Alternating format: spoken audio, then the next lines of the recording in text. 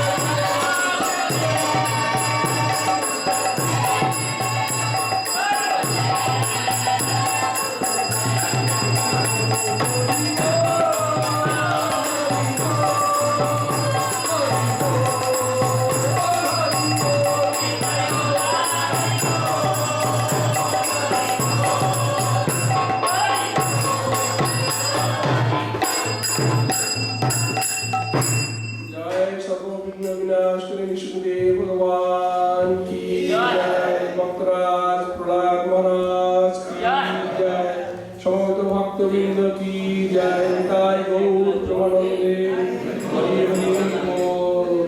Done in the past, what is going to be in the future, and what is going on in the present. He's going to speak about that. Srila Goparaj is also a very long time member of this community, Metro Atlanta Iskcon community. He's been supporting and doing seva to the temple for many, many years. He's also a direct disciple of His Holiness Jai Prakash Maharaj ki Jai. So after the Sunday lecture is over, we're going to have a mini Aarti Kirtan. But today we don't have any Sunday sponsor. If someone really wants to sponsor, you can come and see me. It's $350 donation for the whole Sunday feast. So if you like to give, you can come and see me.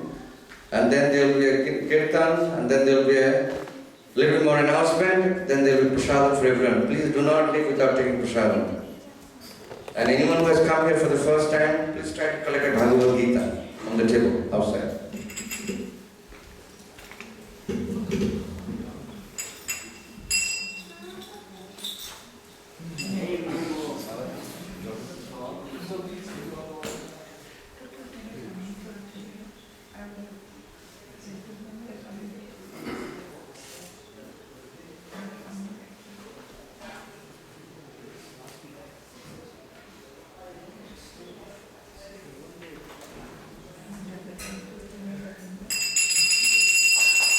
Jai Radha Madhava Kunja Bihari Kunja Girivardhana Yashodanandana Raja Janarajana Yamunatira Varata Jaya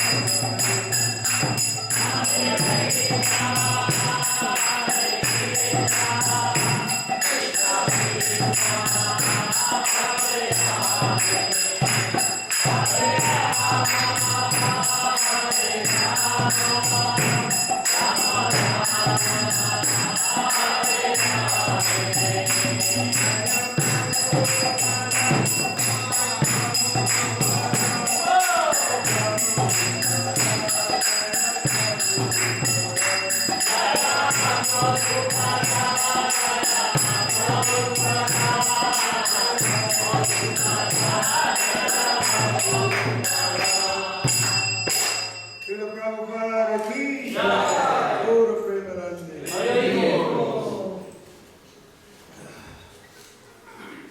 So, welcome everybody again to this Sunday Love Feast. Excuse me one moment, I have my assistants here. I don't want to miss whatever you're telling me. Welcome again, and as you have seen, today's subject is a continuation actually of yesterday. Maybe some of you were here for the program yesterday. Jai. What this is about is that we're actually honoring Srila Prabhupada's 50th anniversary visit to Atlanta. That's amazing. Srila Prabhupada is the reason anyone is sitting in this temple, whether you know it or not. Srila Prabhupada is the reason this temple is actually here. It's an amazing story. So we're going to just hear a little bit more about those activities. Srila Prabhupada, past, present, and future. Yesterday, there was a nice video presentation of when Srila Prabhupada actually visited this temple, walked in the door you all just came in, same flooring is out there on the porch, the same steps. You're actually walking in the footsteps of Srila Prabhupada because the porch and the entrance level has not been changed since the time that he was here. He actually walked from there to the other building, up those same stairs, and up into the second floor of his ashram where he's staying. It's actually, little ashram is still maintained. If you like, you can arrange to even go visit that. It's important that people actually see what Srila Prabhupada has done, such humble beginnings. There's a gulf of difference. If you visit a place like Bhaktivedanta Manor, and you see the quarters that were arranged for Srila Prabhupada, he had like 4 or 5 rooms practically in the upstairs situation. Very elaborate. But here in Atlanta during that time, there was only one little room that was maintained and still maintained until today. Very simple room, very simple. It's like a cot practically. You wouldn't call it a bed where Srila Prabhupada slept. So this is a little background of Srila Prabhupada's journey to Atlanta. So I'd like to just present a few things in connection with that. Of course, I'm going to start with 2 prayers. One from Srimad Bhagavatam, because some people, especially in the West, don't understand the significance of the Acharya, of the Guru. But this is from Krishna's own teachings, Krishna's own words in Srimad Bhagavatam. Acharyam vijnaniyam navamanyeta karichit namarya buddhishyas suyeta sarvadeva mayo guru. One should know the Acharya as myself and never disrespect him in any way. One should not envy him, thinking him an ordinary man, for he is the representative of all the demigods. Krishna is speaking. So this is why the respect for the Acharya has to be maintained. When you're in the presence of someone, sometimes, not all the time, but sometimes that familiarity by contact, and you lose perspective. Like if we were together every day, then you wouldn't say, Hari Bol, Prabhu, you just come punch me in the arm. What's going on? But we don't ever enter that level with the Acharya, ever. It's not our position. You should always remember who the Acharya is. Now, this verse is from Raghunath Das Goswami, and it's a very wonderful verse because it describes what the Acharya is and does. Namashresta manuma pisachi putra matra swarupam rupam tasya graja murupurim maturingo stavati radha kunda mirvaramaho radhipamanavasam prapto yasya pratita kripaya sigurum tam satoshmi I bow down to the beautiful lotus feet of my spiritual master, by whose causeless mercy I have obtained the supreme holy name, the divine mantra, the service of the son of Sachimata, Lord Chaitanya, the association of Srila Swarup Damodar, Rupa Goswami, and his older brother Sanatana Goswami, the supreme abode of Mathura, the blissful abode of Vrindavan, the divine Radhakund and Govardhan Hill, and the desire within my heart for the loving service of Sri Sri Radhika and Madhava in Vrindavan. So this is wealth that you can't fathom. It's, maybe you would say it's one short verse, but I, for one, am not capable of beginning to explain everything that's in this verse. There's a lot of information in this verse. But in a nutshell, one can see very clearly why we want to respect the Guru, because he's given so much. Of course, initially, especially in the West, nobody understood who these personalities were in the beginning. Again, Srila Prabhupada made it clear who they all are. The Sadhu Goswamis of Vrindavan, we couldn't live without them. You may try, but you'll remain in this material world. That's how important they are. So Raghunath Das Goswami, who embodied renunciation beyond what we could dream of, he was totally renounced. Not for a show or something to put on your Facebook account. This is what I did today. He wasn't like that. Raghunath Das Goswami was totally focused in serving Sri Sri Radha Madan Mohan, Radha and Krishna. This is why he did those things. You know, interest in anything else. So it's totally unlike the activities in the material world. So we're going to dive into this. First, just to make sure we're all on the same page. I know we don't need definitions, but sometimes it's good to have definitions. What are we talking about? Because you can just flap your mouth, and what use is that? Or if you can talk something concrete, like you can talk anything outside of the courtroom.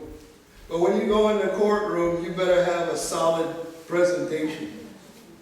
So science, most people understand the words, but the systematic study of the structure and behavior of physical and natural world through observation and experimentation, the testing of theories against evidence. This is mundane science. Excuse me. Mundane science focuses on these principles.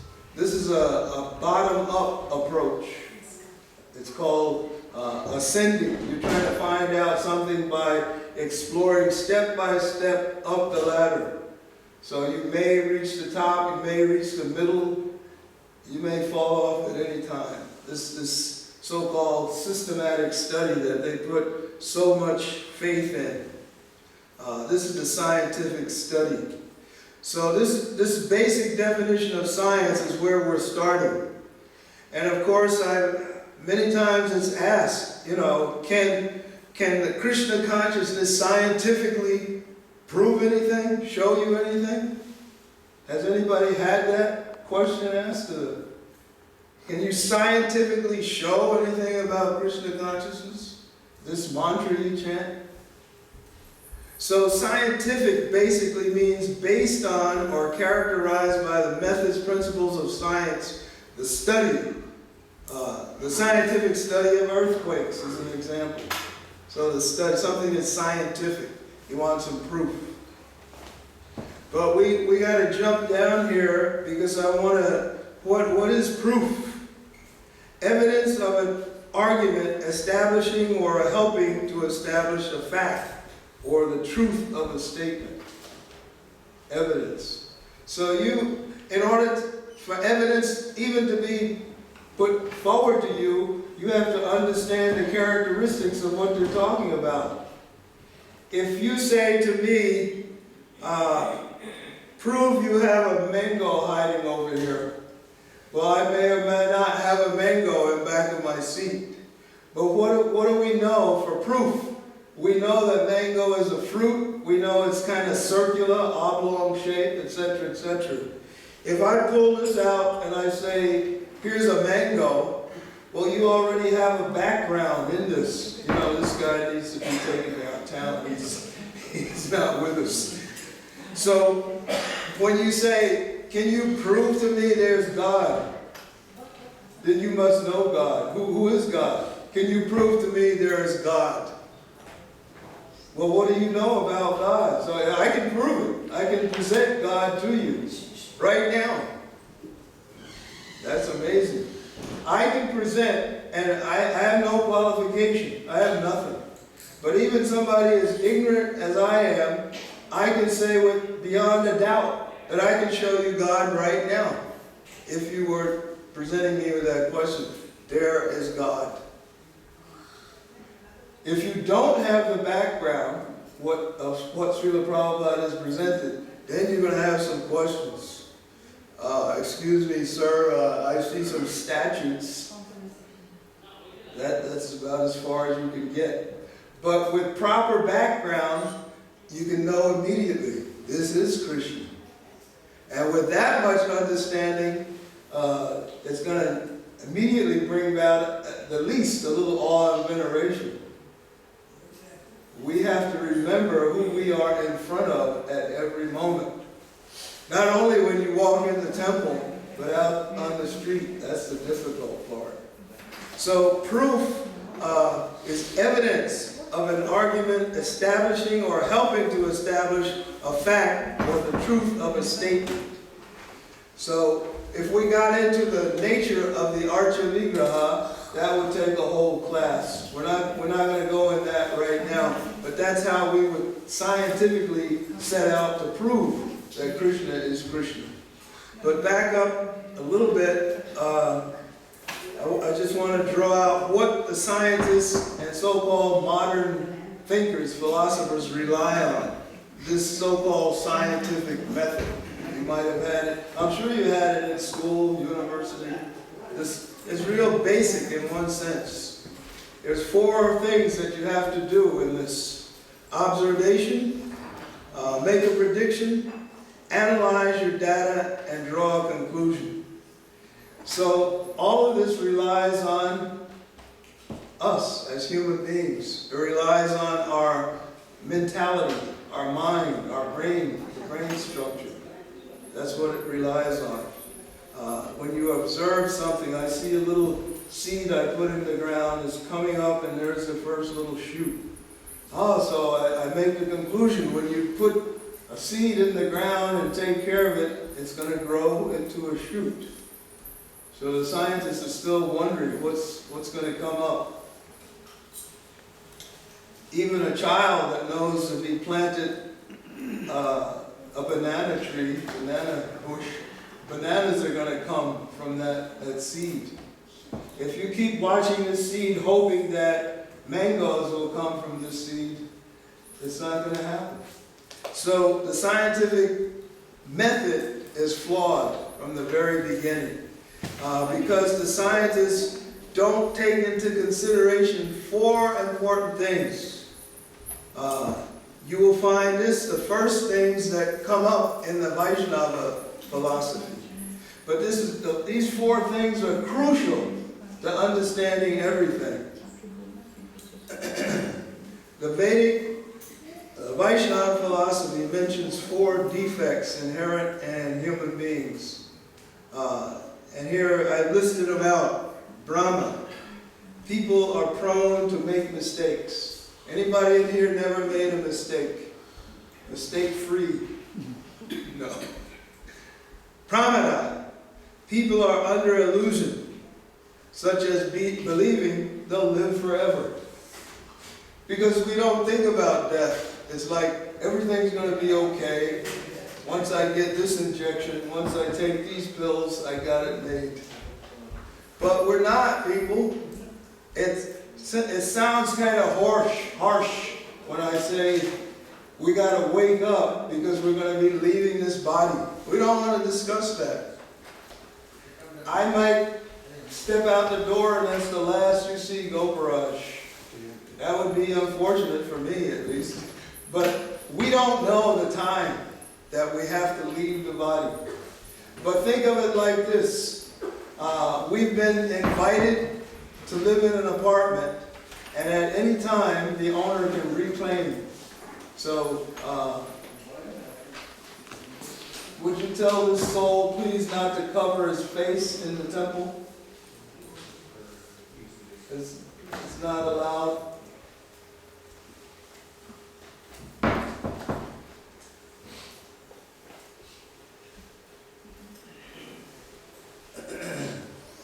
So the next of these four defects is vipralipsa. People have a tendency to cheat others. Of course we think, well, I don't cheat, I would never cheat anybody. But cheating is a principle that's just there. Srila Prabhupada used the illustration of businessman. You have an item, I'll let you have this for 25 rupees. I'm making no profit. Well, that's a lie. You've already established that 25 rupees would give you quite a big return on your selling your item. So this vipralipsa is there in all of human beings. And finally, karananapatava. People have imperfect senses which can prevent them from perceiving reality. So all five of our senses are not perfect. That is, we have sight, hearing, smell, taste, and touch. All five of those senses are not perfect. They're not 100% accurate. If I touch something without looking at it, I might think, oh, this is a nice pillow or something, but it's not. What to speak of the example Prabhupada used of accepting the rope, the snake to be a rope. You look in the corner and there's the rope I need, and you go grab it and pick it up, and it's a cobra. You got a problem. So the five senses are imperfect. We have imperfect senses. We have a tendency to cheat. We're subject to illusion, and we always make mistakes. So the point I'm drawing out is that science overlooks this. If you ask the builders of the Hubble telescope, how did they make such a wonderful instrument? Is it going to be able to show everything? Well, they're hoping, yes, but it's not. It's not a perfect instrument. If you build a spacecraft to go out so far, it's not perfect. It can't go everywhere. It can't go eternally. So everything we do is subject to these flaws. So now we're going to get into what Srila Prabhupada gives as the real science. Before I do that, I would like to encourage and everyone to, there's 6 books in this biography of Srila Prabhupada. This is volume 2, Planting the Seed. And I only brought 2 with me, but this is volume 6, Uniting Two Worlds. 6 volumes in this biography. And it's by Satsvarup Maharaj, one of Prabhupada's first disciples. And so I'm encouraging everyone to read these books. But I'm just going to read a brief excerpt of the foreword. Foreword was written by a professor, Thomas J. Hopkins, who was then the chairman of the religious studies at Franklin and Marshall College in Pennsylvania. He was a very prominent figure during his time. What he says is that, I won't read all of this, but just give you an idea how he could appreciate Srila Prabhupada. An elderly Indian Swami comes to New York City in the mid-1960s on a vaguely defined mission. charged by his teacher in India to bring his spiritual message to the West. He arrived in New York with no prior knowledge of America, no base of support, almost no money, and no clear plan of action.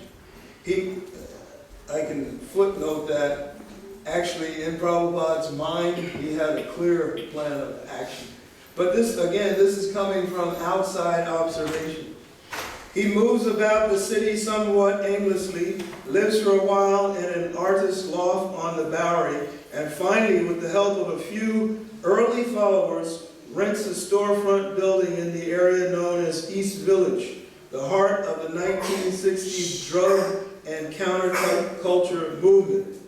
There he begins to preach an unlikely message of sexual restraint, abstinence from drugs, and purity of mind and body, and in behalf of devotion to the Hindu god Krishna. So it's actually a nice observation that he had when Satsvarup first published.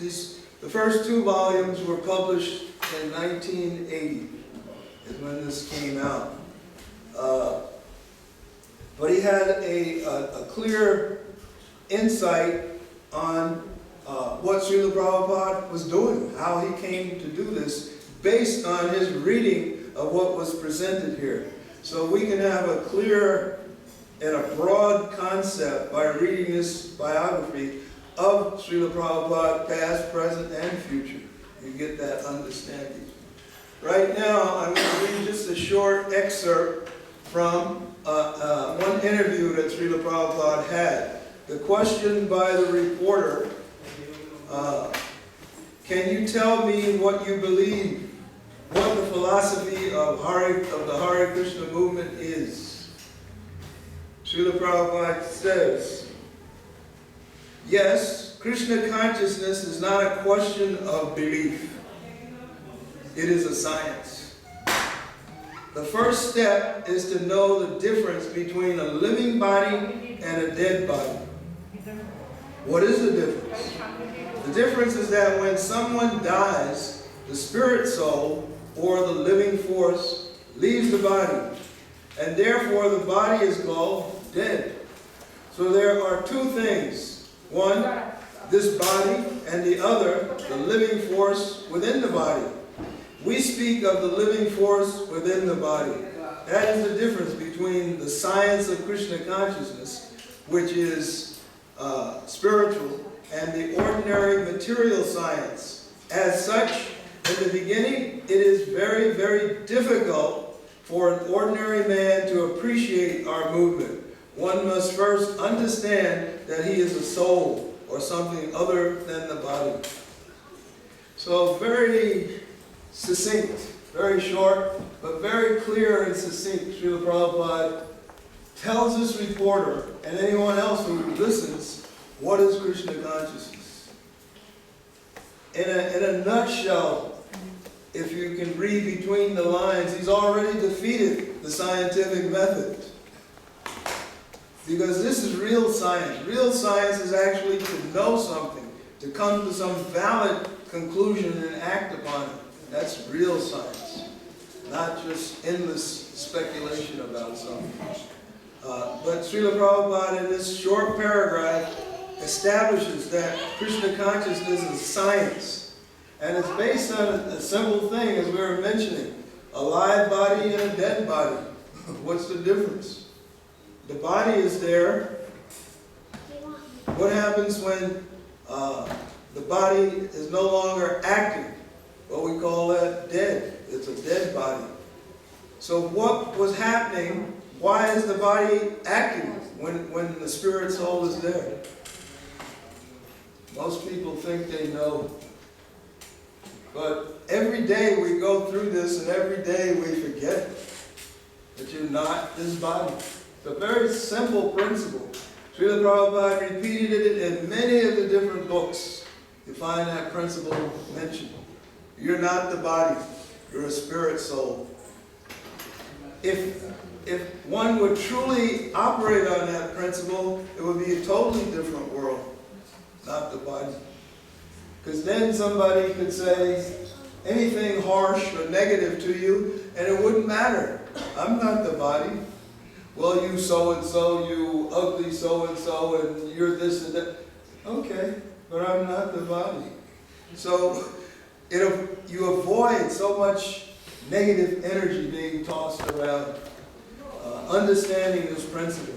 And if you're not this body, even when this body is active, you're the spirit soul, then how is this possible? What's going on? Why am I in something that's not going to last? We buy our car, you think it's going to last, but, let me see it 6 or 7 years down the road. I just got this in 2002, and now look at it. It's useless. So in that same understanding, we have to see kind of like this body. Even if you maintain it perfectly, day after day, year, maintain it, you're in beautiful health.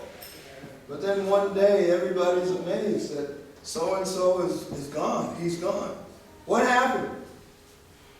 You're not the body. You're a spirit soul. So the important thing will be to focus on, well, what is a spirit soul? So Srila Prabhupada brought all of this out in his early teachings and his middle period of teachings, and in the end, same thing. You're not the body.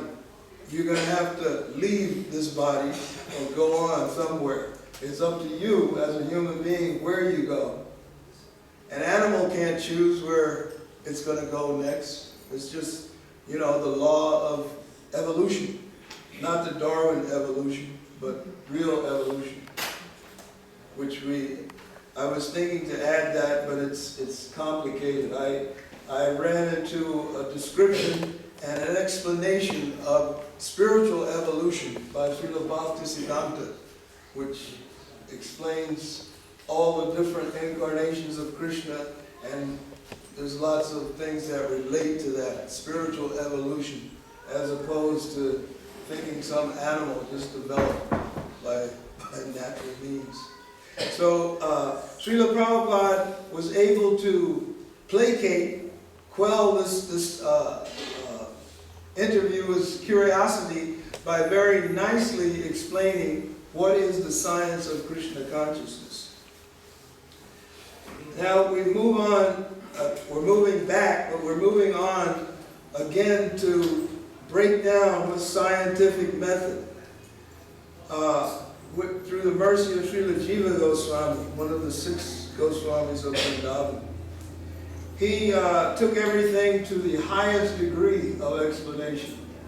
Because you can say anything, but when it comes to proving, illustrating something, that's another point. So there are 10 ways that we gather information. Most of the time we're not even conscious. We don't do it purposely. We're not even aware of how we're getting some information. But these 10 ways that you get information, they're all flawed, with the exception of one, which Srila Jiva Goswami points out. The fundamental means of knowing is one, namely verbal testimony. But that's not the testimony of your good friend, Mr. Patel, or your good brother, Mr. Jones, or whoever it is. That kind of testimony is useless. It's coming from the material world. What type of testimony? And I'm going to skip this to this next paragraph. This is also from the Tattva Sandarbha. Therefore, these are not reliable sources of valid knowledge, these 10 methods. We want to understand that object which transcends everything, which is the shelter of everyone, and whose wonderful nature no person can conceive or imagine. So this is what he's after.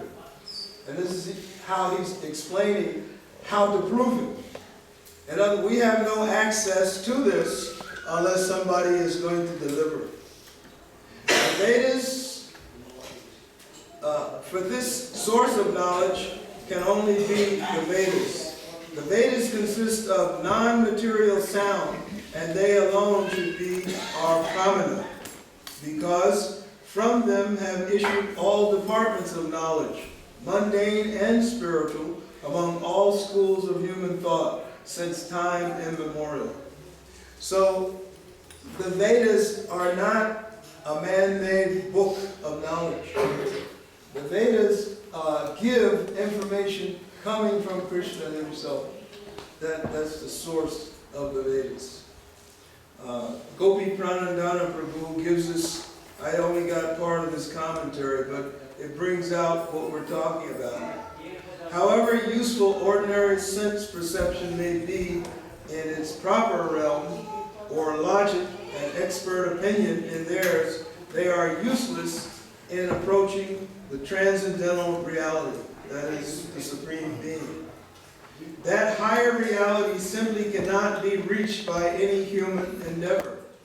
Only when it chooses to reveal itself can anyone know it. In Vedic terms, the process needs to be descending, avaroha, panta, descending, rather than ascending, aroha panta.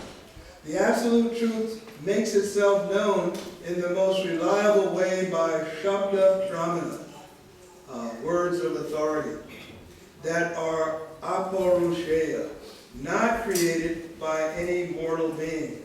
The original Vedic texts, the Shrutis, are considered aparusheya because they are co-eternal with the absolute truth, and so were not authored at any time by anyone. Books, the four original Veda, he broke them down. But he's not the original author. The original author is Krishna. Krishna works through his different incarnations. That is the great fortune of Dvaipayana, Veda Vyasa Day. So we see then that simply to rely on our senses and these methods that we gather information is not going to get us to the absolute truth. You can pick any one of them. If you have a question, if you can see the board, ask me any question on any particular one, and we can see can you get the truth through that method. Anybody see of those 10 ways outside of number 3, that leaves 9, can you rely on anything to get you the absolute truth? Any combination of those? Tradition and logic. Can it be done that way? What is tradition? What is logic? Who can tell me what logic is? That's the way we get the truth. That's the way we understand the truth, just by something logical. If I say, Prabhuji, let me see you fly up in the air. Well, everybody knows, logically that's not going to happen. Can't. It's just logic tells us, no, gravity holds everybody down. Logic is a set of rules that we can use to get new knowledge from already true knowledge. So, in order for logic to work, you need to have a base of existing true knowledge. Based on? Well, you need to have a base of true knowledge that you can use logical rules upon to get new knowledge. But the logic itself cannot give you something new. The logic itself, what do we mean by logic? That word comes from law, right? The basic logic by law. Something is scrutinized to have a certain effect. It's logically going to happen. You throw a ball in the air, what logically will happen? It's going to come down. So the logic is indicating a law.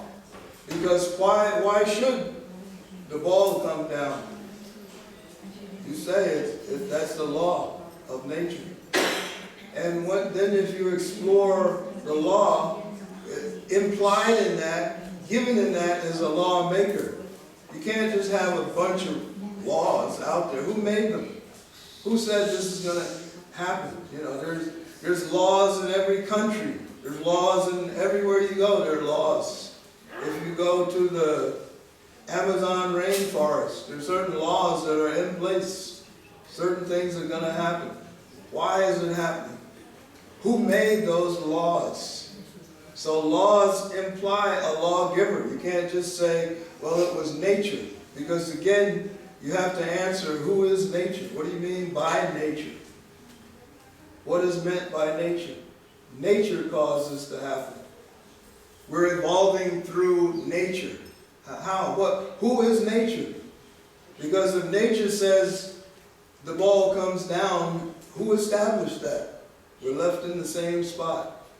Who is the lawmaker? So logically, we have to find out, who is the lawmaker? Why am I under these laws? Why is it a law that I have to leave this particular body? I got a pretty good bank account now. I got my husband in the right position. I got my wife in the right position. I got the children all taken care of. I don't want to, change. Everything is, but you got to live by the law. Why is that? So it's meant actually to encourage us to inquire, to find out what is the law, what happens naturally, so to speak. We have to find out what's behind the law. So if we explore just logic, we won't come to the conclusion of who is the absolute truth. If you explore through analogy, inference, hypothetical cases, again, you can get some aspect of certain truth, but you can't get the absolute truth. And our aim is to get to the absolute truth. Again, I'm going to quote Srila Prabhupada. This is from a very nice book. I'm sure most of you probably read this or have it on your list. The Science of Self-Realization. Srila Prabhupada says, the Krishna conscious movement is not blind religious fanaticism, nor is it a revolt by some recent upstart. Rather, it is an authorized scientific approach to the matter of our eternal necessity in relation with the absolute personality of Godhead, the supreme enjoyer, Krishna, the supreme enjoyer. Krishna consciousness simply deals with our eternal relationship with Him and the process of discharging our relative duties to Him. Thus, Krishna consciousness enables us to achieve the highest perfection of life attainable in the present human form of existence. So that answers the question we had earlier. It answers everything about this logic, understanding science. How can you get to the topmost truth? What is the topmost truth? It answers all those. Because it's something coming from Krishna. And it's something that will lead us back to Krishna. As Srila Prabhupada solidifies this, we are given this human form of life not just to work hard like the swine or dog, but to attain the highest perfection of life. If we do not want that perfection, then we will have to work very hard, for we will be forced to by the laws, there's the word, laws of nature. In the closing days of Kali Yuga, this present age, men will have to work hard like asses for only a scrap of bread. This process has already begun, and every year the necessity for harder work for lesser wages will increase. Is there anyone in this room not even experiencing this? I'm sure there's a few people who are getting a raise here and there, and you're maintaining. But Kali Yuga has hit a good while ago. And it's good. We haven't seen, like they say, you haven't seen nothing yet. It's going to get worse. Of course, we have time to go through many more bodies in this Kali Yuga. How many years in this Kali Yuga? Who remembers? 5,000 years back, I think. 5,000 years have passed. So what's left? Another 5,000 or more. A long time. Yeah. 421 years. So if the average lifespan in the Kali Yuga is only 100 years, divide 100 into those just 4,000. You can take a lot of births, in other words, in Kali Yuga. But we want to avoid that. We don't want to go through that. Let me continue with this. In the closing days of Kali Yuga, this present age, men will have to work hard like asses for only a scrap of bread. This process has already begun, and every year the necessity for harder work for lesser wages will increase. Yet human beings are not meant to work hard like animals. And if a man fails to discharge his duty as a human being, he's forced to transmigrate to the lower species of life by the laws of nature. The Bhagavad Gita very vividly describes how a spirit soul, by the laws of nature, takes his birth and gets a suitable body and sense organs for enjoying matter in the material world. So the laws of nature force us. Just like in America, you have to follow the laws. If you decide, I don't have to stop where there's some so-called little red light up in the street there, why should I stop? Why should I even drive my car in the direction that if you decide to go your own way, you can do that. But who knows the outcome? Most likely, unfortunately, you'll be a semi-truck coming in the other lane. But you can't go against the laws.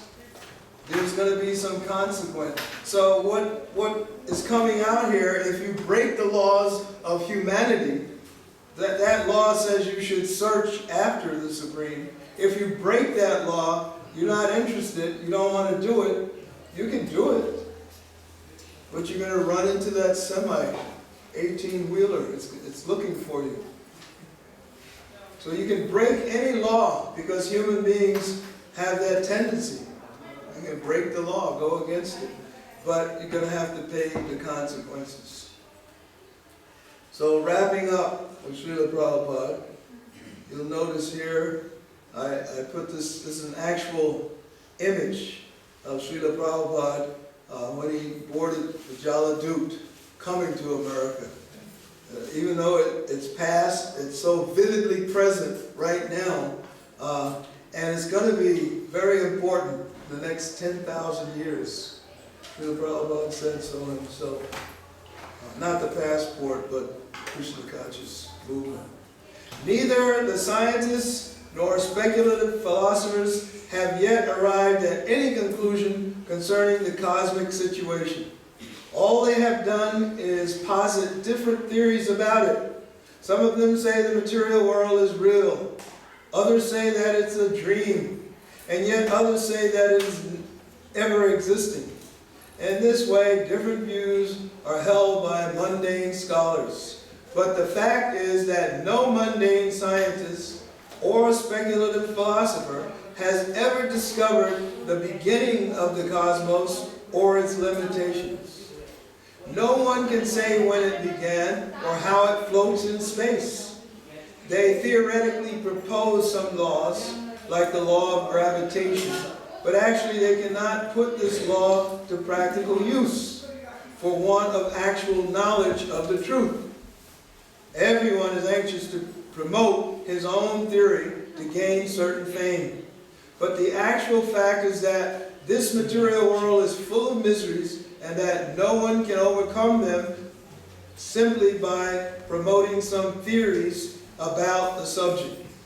The personality of Godhead, who is fully cognizant of everything in his creation, informs us that it is not in our best, it is in our best interest that we desire to get out of this mystical existence. We must detach ourselves from everything material to make the best use of a bad bargain. Our material existence must be 100% spiritualized. Iron is not fire, but it can be turned into fire by constant association with fire. So, Srila Prabhupada, if you read his books, you've seen he always gives the most vivid analogies, makes it just perfectly clear what he's talking about. And he says very clearly what he's talking about. What everybody's mission, not just mine, everybody's in this room, but not just everybody in this room, everybody in this state, this country. Their real mission, we're very fortunate. There's like 6 million people in Atlanta, and we got about maybe 200 at most here. I don't know, I'm not a counter. But they don't know what their real mission is. If you ask them, they can give you so many lists and lists of theories and ideas and proposals and whatnot, but it's all temporary. We have our real mission. It's in our best interest, Srila Prabhupada said, to serve Krishna. Because Krishna is the author of the Supreme Absolute Truth. He's non-different than the Supreme Absolute Truth. The Supreme Absolute Truth is a person. Not a person like us in a material, temporary situation, but the Supreme. This is why and how Sri Sri Radha Madan Mohan are in our presence right now. Or I should say, we're in their presence. We like to claim ownership of everything. Oh, I'm going to go get darshan of the deities. Can you get darshan of the deities? Srila Bhaktisiddhanta gave another way of looking at that. We hope that Krishna gets a glimpse, a little darshan of us standing before him. So yes, we can take darshan as a common expression. And in our case, it's very beneficial. But in a deeper understanding, we're hoping that Krishna sees us and that just a drop of mercy somehow trickles out. That's all we need is one drop. So we have to give up our materialistic mentality on every level. That's why I mentioned this point, that if we take possession of things, I'm going to go get darshan. It becomes very mundane. Let me just pop in the temple, get darshan. I don't care what they're doing. You know, I just want to get darshan of the deities. I saw it and go. Of course, that person is very fortunate. If someone knows to do that much, stick his head in the door and I got darshan of Radha Krishna. I'm gone. Back to my whatever. That's good, because how many people do that? But because you're all advanced souls here, I'm not saying that facetiously. You're all advanced souls here. So we all have to maintain what Srila Prabhupada has given and then increase it. Maintain means we give up all materialistic concepts. It doesn't mean, oh, I'm moving out of my house tonight. I don't need a house. No. It's not the understanding. Prabhupada never said everyone should live at the temple. How could that even be possible? We're all going, even if just this group of people decided, I'm moving in tonight, Sweta would have a heart attack.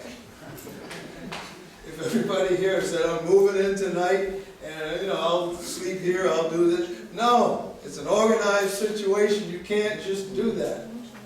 But we have such a fortunate position that Krishna has allowed us to come in, like me, to sneak in, allowed me to sneak in the door, and you're hoping to get that Krishna gives you a little glimpse. Otherwise, your life is useless. So, Srila Prabhupada, in the past, he came to America with literally nothing. Because even during the 60s, 70s, what was the value of 8 rupees? What are you going to get with 8 rupees? And then you go exchange that into dollars. At the time, you only have a few coins practically. Srila Prabhupada came, so we can say he came with nothing but Krishna. And he presented nothing but Krishna. He didn't present some Ponzi scheme where you can get rich in the next 2 weeks. I guarantee your bank balance will go up from... Prabhupada didn't come with such nonsense. And in the future, what's there? Is there anything outside of Srimad Bhagavatam? Or in our future? No. In the future, we still hope to be looking for that darshan of Krishna, to be serving Krishna. That is what Srila Prabhupada gave. Srila Prabhupada ki jai. Any questions? Could you go up to the portion where you were talking about the 40 defects? Up here. So where they were talking about the 40 defects. Tell me where. Right there. Brahma, Pramana,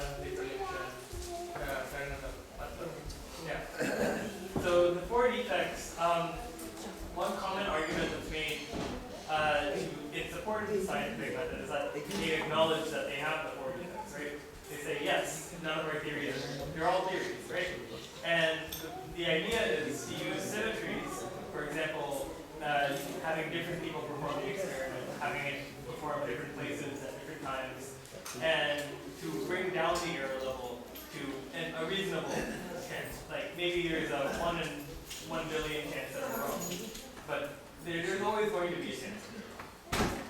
But that actually runs into a different issue, because in any sort of Vedic principle, we have stam, nad, and fata for any Vedic ritual. The person matters, the place matters, and the time matters. And so you're not able to use the scientific method to go after any ritual, or like even after like chanting. You know, the impact you get by chanting by a tulsi plant is different from the impact you get by chanting by the side of the highway. Right? And so you're not able to use the scientific method to diagnose that, because the scientific method automatically assumes that place, person, and time are like they're not going to consider it in order to reduce the error. So Not really a question, more of a that, yeah, I believe I see where you're coming from, and that actually just proves what Jiva Goswami is saying. Really, that proves that if you're keen, sharp to understand Krishna, then you'll basically abandon that methodology, because the Vedas offer a different methodology where you actually can prove it to yourself, and then it can be proved sociologically, or to a group, really, by a slightly different method. So if you actually look through those 4 defects that we have, we can see where, regardless of where you come into those scientific methods, have they incorporated the fact that you might have made a mistake yourself in your first preliminary study of whatever the subject is. So bypassing all that, the Vedas, which are emanating from Krishna, because we don't want to get Vedas coming from, Srila Prabhupada said, milk touched by the lips of a serpent causes a poisonous effect. So even when it comes to the Vedas, one should scrutinize where is it coming from and check out who's presenting that. And then above and beyond that, then we know we're getting an authentic thing, and we can see the results if we implement what is being given. Anyone else have a question, thought? This celebration for Srila Prabhupada will continue. There are different festivals coming up. Sweta Prabhu will give more information on that. But just meditate on the fact that 50 years ago in February, Prabhupada mentioned last night, it was February 28th, Srila Prabhupada stepped forward in this temple, sat on that asana, only the cushions were different, sat on that asana and looked at Sri Sri Gaura Nitai, the same Sri Sri Gaura Nitai. Krishna never changes, we change. But the same Gaura Nitai was there when Srila Prabhupada saw them. And Srila Prabhupada understood they were Gaura Nitai. So he gave a lecture that lasted slightly less than 3 minutes. It's the shortest lecture in Iskcon's history. But you'll hear more about that. But we are very fortunate then to be in the association of Srila Prabhupada, and we want to keep ourselves in the association of devotees and Prabhupada. So we'll stop here. Is there any other thought, question? Don't feel bashful, shy. Yes? What would you say to someone if they were to ask you, how do you prove the Vedas to be true? Like, how would I respond to somebody who says that? How are the Vedas true? Like, if you're talking to someone about the Vedas, yeah. and they will say, well, how do you know it's true? Like, how would you prove to them? What would you use as proof? You have to understand what Srila Jiva Goswami was saying, which the nature of proof is, but you have to, where is that point?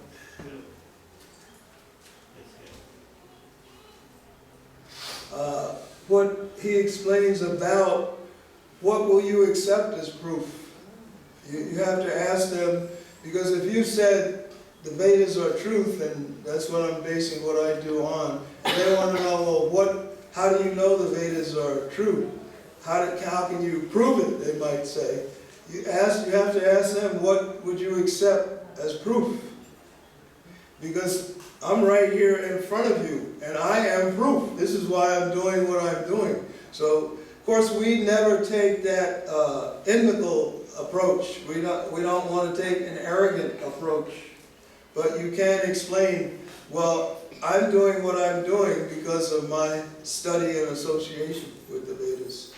But if one, again, is asking for proof, then you tell me what you want, and I can satisfy it. So you have to understand what is the nature of proof. And you have to understand the difference in sound vibration. That is key point.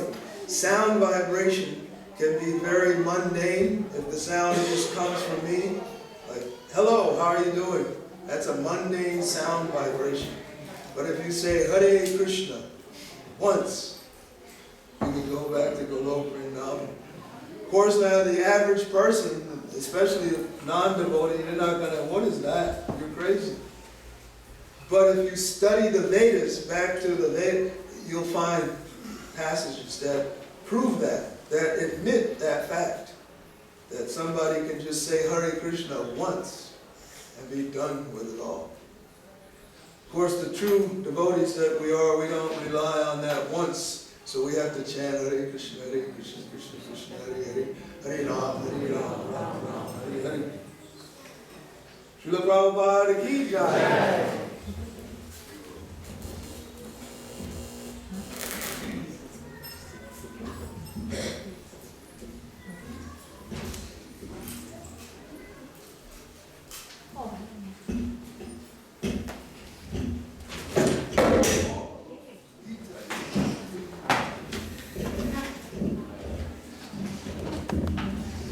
Hare Krishna. Hare Krishna.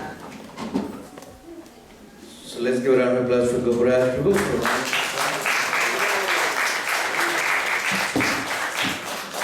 Talk about Srila Prabhupada coming to Iskcon Atlanta Temple.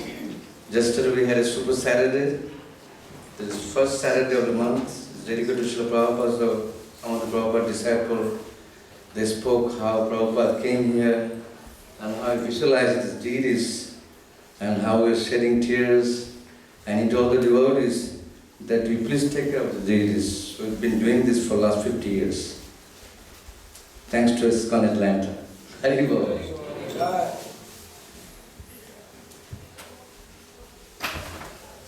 Chitta Prabhu has sent me a note, there is a no Sunday feast sponsor today.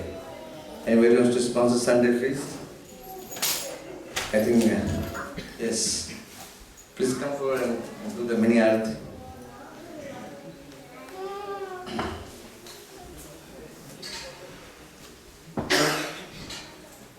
You have your family here?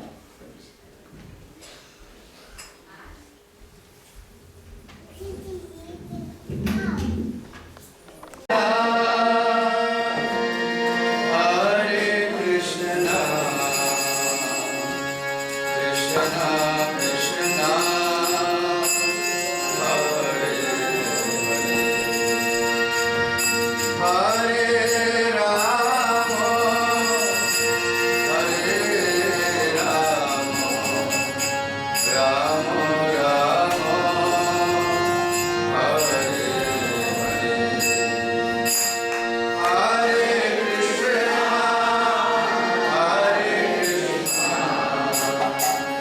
Krishna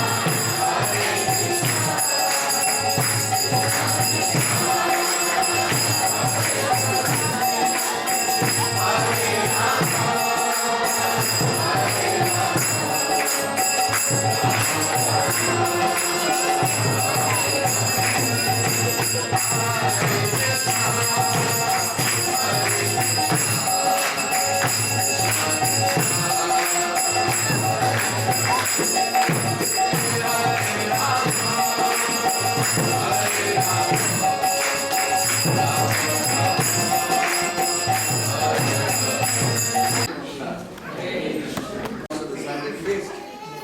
feed all the Vaishnavas and to get the blessings of all the devotees. So can we pray for this wonderful family? Yes? So let's raise our hand and one time we loudly chant Hare Krishna for this wonderful family. Hare Krishna, Hare Krishna, Krishna Krishna, Hare Hare, Hare Rama, Hare Rama, Rama Rama, Hare Hare.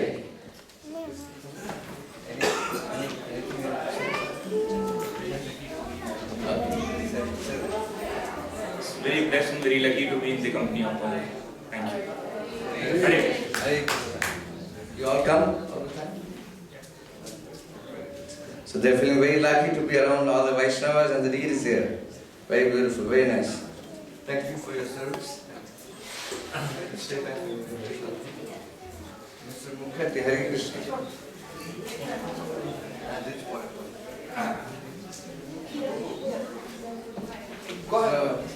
Today is Mr. Mukherjee's birthday. So she's sponsoring the feast for all the Vaishnavas so he can get the blessings, so he can always remain young.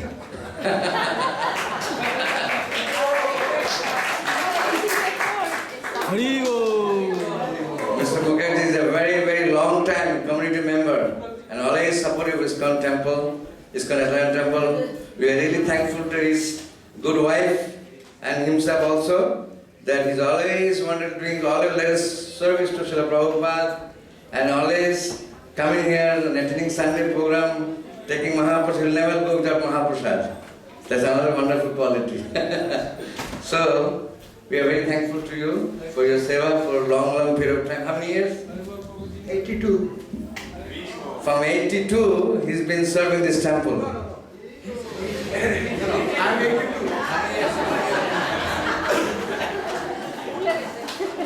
35 years. 35 years. 35 years he's been serving this temple. Haribo! And now he got to the age of 82. So let us chant a happy birthday for his initiation name is Amit Teja Prabhu. We'll just say Amit Teja in this birthday. Okay? Happy birthday to you. Happy birthday to you. Happy birthday, dear Amrit Teja Prabhu. Happy birthday to you. Now please raise your hand and tilt towards him. Please bless him so that he always remains young and comes to the temple. Hare Krishna, Hare Krishna, Krishna Krishna, Hare Hare, Hare Rama, Rama Rama, Hare Hare. Do you want to address the audience? Now, thank you very much. Thank you very much. Hare Krishna. Thank you for your seva. Haribol.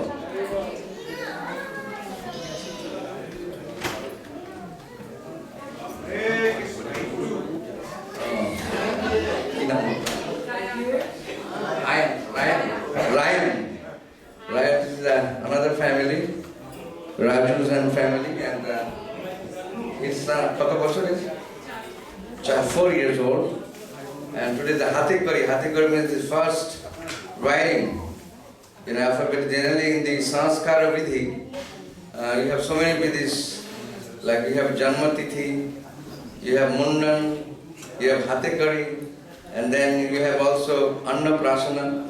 So these are all different ceremonies that you do for the child protection. So in the Vedas, especially in the Rig Veda and Yajur Veda, they give a lot of synopsis on these festivals. So our governing body commission of Iskcon, they have authorized like Bhanu Maharaj and few other devotees to write a book called Sanskar Vidhi book. And they have written a very nice book, and they have gone through so much work to actually. They went to South India, North India, and they researched many authorized devotees who have been long time doing this seva for the humanity. So they went through that and they got all this book together, and there's a book called Sanskar Vidhi, which is produced by Iskcon GBC, And all the temples are following this, and now we have Samskar book where you can have all the children program, their Vivaha, then there's Annaprasan, Mundan, Hatik, all these programs you can do it, and temples doing, many temples are doing all over the world. So please take this advantage. And these are all prescribed by the Vedic literatures, and even Lord Ram, when he was talking to Vibhishan, he even told Vibhishan that you should go and do the Preta Samskar for your brother. Preta Samskar. Because he has passed away. So now you should do Preta Samskar, and also he told him to do Sadhya ceremony. So and Vibhishan did that by the order of Lord Ramachandra. So these are all, we should not neglect. Prabhupada said, any of this Iskcon temple around the world, they're all tirthas, and you can have Sadhya ceremony in the temple. Before, devotees were afraid to do Sadhya ceremony, but I saw in the 7th canto Prabhupada writes that you can have Sadhya ceremony in the temple. And this is as good as doing it in Vrindavan, Haridwar or Rishikesh, if you do it in the temple. So I just have a few announcements. On the 4th of February, Tuesday, is Advaita Acharya's appearance day. Advaita Acharya is Mahavishnu's incarnation. It falls under Panchatattva, Sri Krishna Chaitanya, Nityananda, then comes Advaita. So Advaita Acharya is the combination of Sadashiv and also Mahavishnu. Together he came as Advaita, and he preached Krishna consciousness. And he helped also Mahaprabhu. He was there doing Lord Chaitanya Mahaprabhu's Mahavilas. He was there in Navadvip. And then not only that, when Nimai was in the womb of Sachima, he came and worshipped the womb of Mother Sachi with tulsi leaves and flowers and Ganga water. And not only that, he did pradikshina to Sachimata, because Sachimata was carrying Nimai, Lord Nimai, in her room. So this is Advaita Acharya. So please take the advantage. Temple may not have that many programs, but we'll try to have Pushpanjali in the daytime. And there is also there's a fasting. Generally this in Vishnu Tattva fast, because Advaita Acharya comes under Vishnu Tattva. So there is a fasting, but it's not mandatory, but if somebody wants to do it, you're welcome to do it. And then on Saturday is Vaini Ekadashi, and we'll have Kirtan from 6 to 8 p.m. We have Niyambra Ekadashi, so we'll have also Kirtan on Ekadashi day, 6 to 8 p.m. Please try to come. And then 9th Sunday is Barahadev appearance day. There's a beautiful picture of 10 incarnation here, you can see on the wall. There's a beautiful incarnation. The 3rd incarnation is Barahadev. Shukara Rupa. So Barahadev came in the Satya Yuga. So Delhi temple, we didn't do much, but this year temple management organized Abhishek for the pujaris. So we'll have Abhishek here. The puja will be the Abhishek, and you can all participate. We'll have Kirtan, then we'll have Sunday lectures and all that. Other programs just remain same, but there will be Abhishek for Barahadev, and everybody can watch and take part of it. And then on the 10th, Monday, what is that? Nityananda Prabhu ki Jai! Jai Sri Dayal Thakur Sri Nityananda Prabhu ki Jai! So Nityananda Prabhu's appearance day, and there will be Abhishek from 6 p.m. and the program will go on until 8 p.m. There will be Abhishek followed by class, bhog offering, and if somebody wants to cook something, devotees, we require initiated devotees. If they cook, it's very nice. If you're at first initiation, second initiation, you can cook and bring to the temple by what time? 6 p.m. You can bring it, but you can cook. If you're cooking, please do not use the pots which are used for any other like onion, garlic or any other substance that is non-vegetarian food. Don't use those pots. And the pot has to be very clean. Kitchen has to be clean. Better you bathe and then do the cooking. That's more little standard. Generally in the temple you have a very good standard.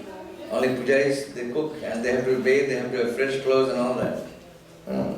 Some temples I have seen, I was staying in Hawaii temple, they wouldn't allow any devotees to cook there unless you wear a dhoti or a mataji wear a sari.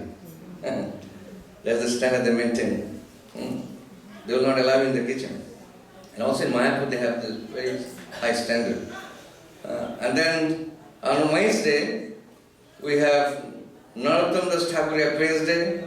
And then on the 17th Monday is Bhaktisiddhanta Saraswati Thakur's Praise Day.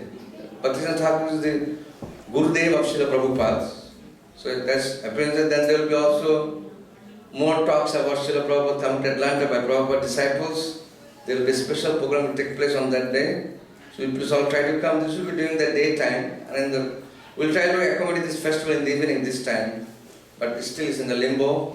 We'll talk about it later and we'll announce it in the WhatsApp group.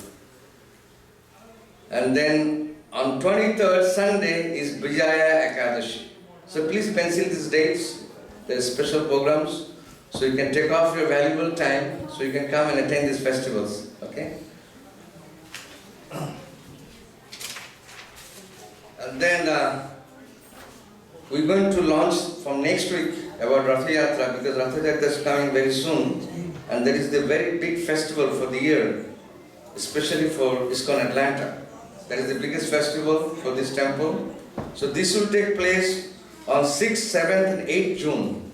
And many devotees are asking when is Ratha Yatra, when is Ratha Yatra. So these are the dates Ratha Yatra is going to take place, 6th, 7th and 8th June 2025. Most probably we are trying to get permission in the Pitman Park this year, Ratha Yatra.